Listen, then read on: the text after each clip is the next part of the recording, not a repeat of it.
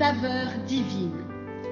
Cette bonne nouvelle du royaume sera prêchée dans le monde entier pour servir de témoignage à toutes les nations. Alors viendra la fin. Ce pain céleste vous est présenté par Immaculée Niraneza.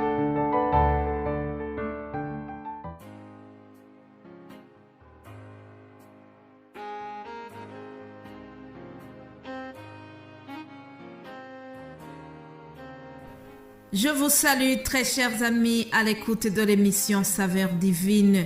Que la paix de notre Seigneur soit avec vous.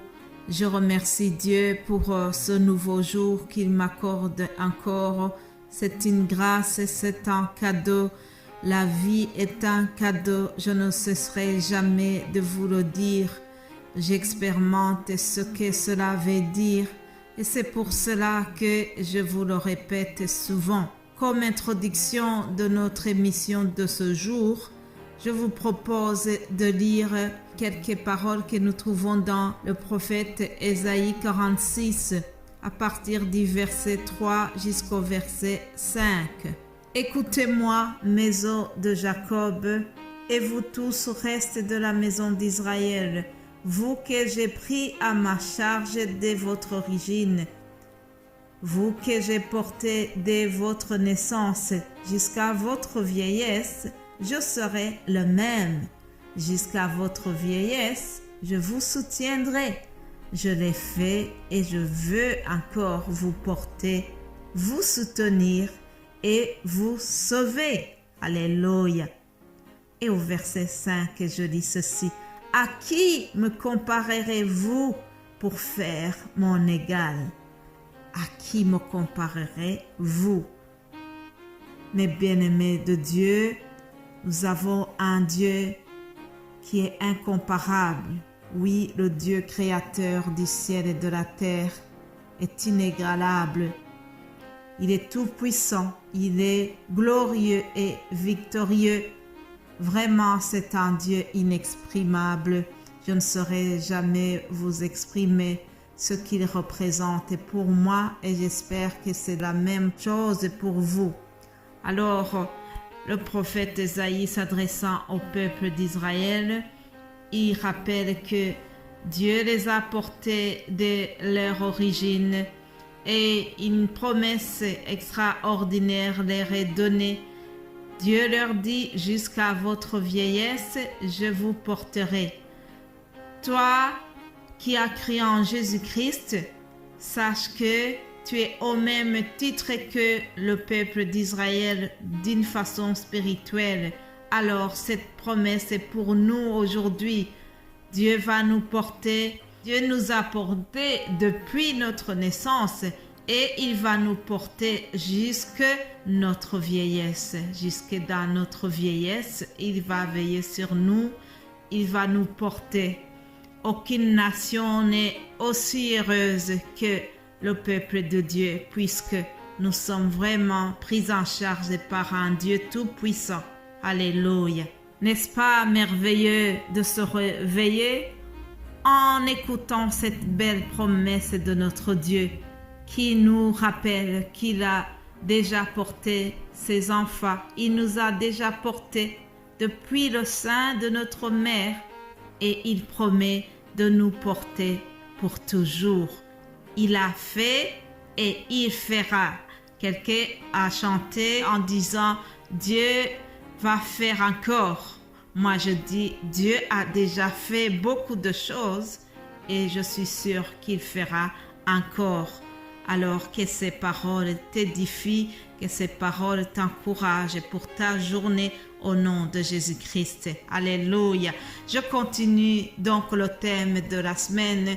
Notre verset de la semaine, c'est Psaume 34 au verset 20 qui nous dit que le malheur atteint souvent le juste, mais l'Éternel le délivre pour toujours. Alléluia. Hier, je vous ai parlé de l'apôtre Paul. Aujourd'hui, je continue un peu sur lui parce qu'il est tellement vaste. On ne peut pas parler de Paul en 10 minutes seulement. ça vaut la peine de reparler encore de lui aujourd'hui. Le titre de mon message, c'est « Les malheurs de Paul ont été un bénéfice pour Dieu ». Lisons Philippiens chapitre 1 au verset 12. C'est Paul qui parle en s'adressant donc à ces chrétiens. Il dit « Je veux que vous sachiez, frères, que ce qui m'est arrivé a plutôt contribué au progrès de l'Évangile. En effet, dans tout le prétoire et partout ailleurs, nul n'ignore que c'est pour Christ que je suis dans les liens. Et la plupart des frères dans le Seigneur, encouragés par mes liens, ont plus d'assurance pour annoncer sans crainte la parole. » Alléluia. Ce serviteur de Dieu, quand il dit « ce qui m'est arrivé », il veut dire les circonstances difficiles dans lesquelles il avait vécu. Il veut dire la manière dont il a été emprisonné durant son voyage à Rome. Tout cela, c'était des conditions très difficiles malgré qu'il était innocent, malgré qu'il ne faisait rien de mal.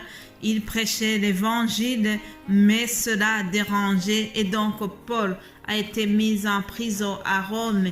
Alors il va témoigner à ses frères en disant « Sachez, frères, que ce qui m'est arrivé a plutôt contribué au progrès de l'Évangile. » Pendant qu'il était emprisonné, Paul ne s'est pas arrêté. Au contraire, il a été plus productif que jamais.